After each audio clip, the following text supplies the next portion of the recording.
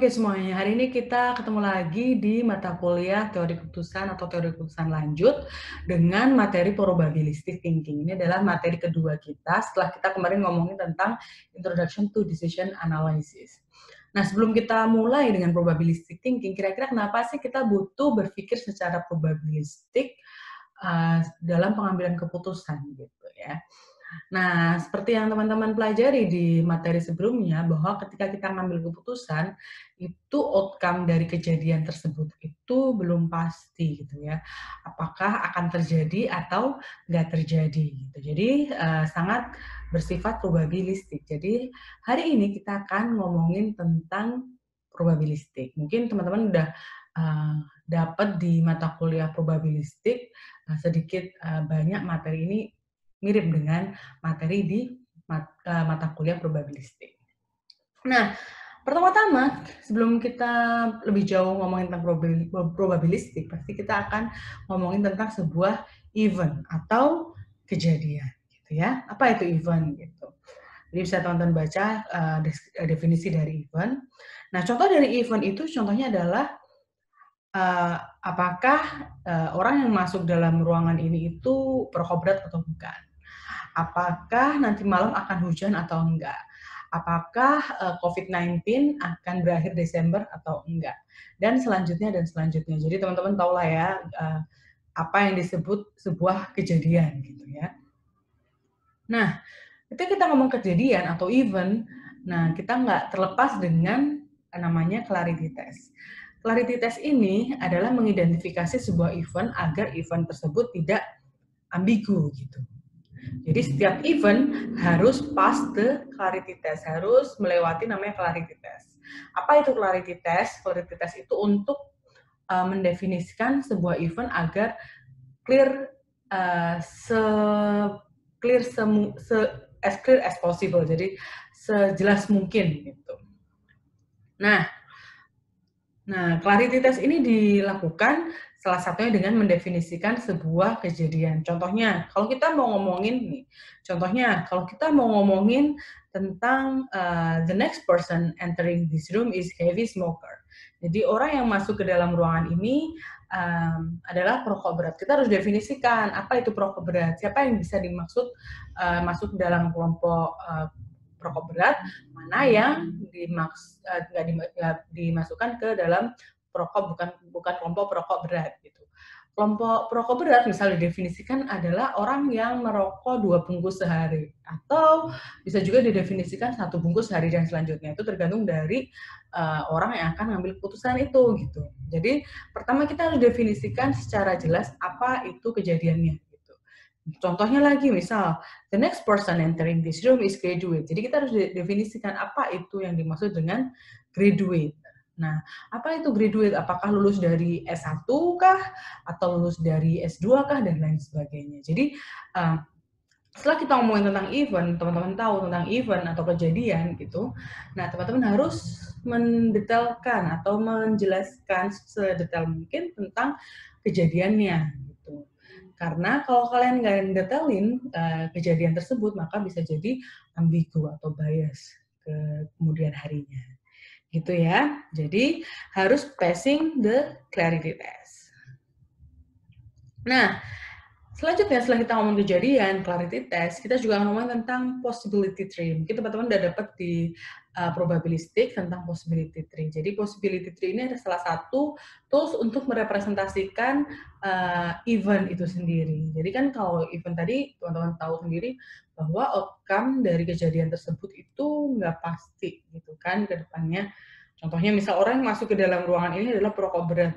Pasti ada kemungkinan bahwa orang yang masuk dalam ruang ini juga bukan kelompok perokok berat. Jadi misal kelompok perokok berat kita definisikan sebagai perokok gitu, dan bukan perokok sebagai perokok aksen gitu. Atau kalau contohnya di sini itu adalah orang yang masuk dalam ruangan tersebut adalah businessman. Jadi ada kemungkinan orang yang bukan businessman juga bisa masuk ke dalam ruangan tersebut, benar kan? Jadi caranya adalah kita punya namanya circle. Circle ini menandakan adanya change atau probability, gitu. Ada kemungkinan. Jadi orang yang masuk dalam ruang tersebut ada dua kemungkinan, yaitu orang yang businessman, kita berikan denotasi dengan B, dan bukan businessman atau dengan notasi B aksen, gitu kan. Jadi ada kemungkinan bisa businessman atau bukan businessman. Nah, possibility tree ini bisa berkembang gitu teman-teman, bisa bercabang, bercabang, dan bercabang. Contohnya jika yang masuk dalam ruangan ini adalah businessman dan graduate, berarti maka akan ada cabang kedua gitu. Cabang keduanya adalah businessman dan graduate gitu. Nah, the next person entering this room is a graduate. Jadi businessman itu bisa mungkin ada dua gitu kan. Orang yang masuk dalam ruangan ini bisa businessman bukan businessman. Businessman juga punya kemungkinan apakah dia graduate atau bukan graduate. Juga begitu pula untuk yang bukan businessman. Yang bukan businessman juga ada dua kemungkinan. Dia bisa graduate, bisa juga bukan graduate gitu ya. Jadi untuk melihat joint probability-nya atau probabilitas dari orang yang businessman dan graduate, ya kan? Dan graduate, businessman dan graduate, teman-teman tinggal mengalihkan probabilitas dari businessman dan probabilitas dari graduate. Misal di probabilitas businessman ini adalah 0,5 dan graduate adalah 0,7 contohnya, berarti probabilitas orang yang businessman dan graduate adalah 0,5 dikalikan 0,7 atau probability B dikali probability dari G. Begitu juga selanjutnya. Nah, jumlah dari probabilitas dari businessman dan bukan businessman berarti adalah 1. Jadi misal probabilitas businessman 0,5, maka probabilitas bukan businessman adalah 0,5 juga gitu. Begitu juga dengan graduate dan tidak graduate gitu kan. Bukan graduate misal 0,7 berarti sini adalah 0,3 gitu ya teman-teman. Nah, gimana kalau misalnya Bu kita bisa nggak menunjukkan juga di possibility tree graduate yang masuk di sini adalah graduate dulu baru dia businessman atau bukan. Bisa juga gitu kan. Kita flip tree-nya gitu. Pertama orang yang masuk dalam ruangan ini harus graduate dulu. Jadi graduate atau bukan graduate dulu contohnya. Nah, maka di sini kita gambarkan bukan businessman dan bukan businessman gitu kan. Di sini graduate dan bukan graduate dulu, baru kita cabangkan orang yang graduate bisa mungkin adalah dia businessman dan mungkin juga dia bukan businessman. Begitu juga yang bukan graduate. Yang bukan graduate bisa jadi dia seorang businessman dan bukan seorang businessman. Nah, probability-nya gimana? Probability B kali G akan sama dengan probability G kali B-nya. Begitu ya. Nah, ngomong-ngomong tentang probabilitas, teman-teman tahu kan probabilitas itu apa gitu kan? Misal di situ ada 7 orang perokok, dari 10 orang di dalam ruangan ada 7 orang perokok. Maka probabilitas orang yang merokok adalah 7/10 atau biasa kita sebut dengan frequentist view. Jadi kita melihat frekuensi dari populasi tersebut. Gitu. Jadi misal di populasi ada 10 orang, ada 7 orang yang merokok, berarti probabilitas orang yang merokok adalah banyaknya orang yang merokok yaitu 7 dibagi total dari orang yang ada di dalam ruangan tersebut. Contohnya 10 gitu. Jadi 0,7. Nah, ternyata probabilitas itu nggak cuma dilihat secara frequentist view aja, teman-teman. Jadi juga bisa dilihat secara subjective view. Maksudnya adalah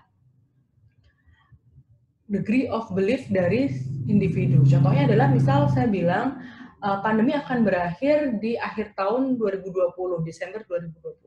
Mungkin satu individu dengan individu lain memiliki probabilitas degree of belief berbeda gitu. Misal satu orang bilang, "Oh, 90% akan berakhir Desember 2020." Mungkin satu orang lain bilang, "Oh enggak, 20% akan berakhir 2020. Nah, itu kenapa bisa berbeda? Karena degree of belief atau tingkat kepercayaan orang itu berbeda terhadap sebuah event. Gitu. Event di sini contohnya eventnya adalah pandemi akan berakhir di tahun 2020. Kenapa bisa berbeda? Nah, di sini karena salah satunya adalah state of information yang dimiliki oleh orang tersebut. Contohnya, misal orang bilang pandemi akan berakhir 2020 dengan probabilitas 20% gitu. Nah, mungkin di tempatnya, di daerahnya, penambahan kasus itu masih banyak. Jadi dia pesimis kalau, pandemi akan berakhir 2020. Jadi tingkat kepercayaan dia terhadap suatu event itu akan terjadi di akhir 2020 itu adalah 20%. Beda cerita kalau andai kata, satu orang lain bilang itu 90%, mungkin karena di daerahnya nggak ada lagi penambahan kasus. Jadi, informasi yang didapatkan, penambahan kasusnya nggak ada. Jadi dia bisa, naikkan tingkat kepercayaannya terhadap sebuah event itu akan terjadi, gitu ya. Ini contohnya tadi ya.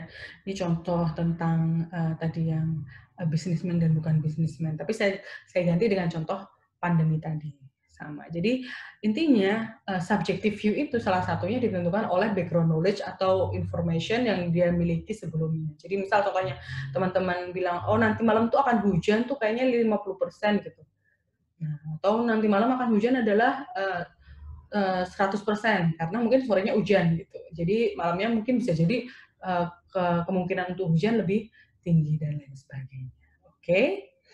Nah, gitu aja untuk materi yang probabilistic thinking. Kita lanjutkan dengan bermain game di materi selanjutnya.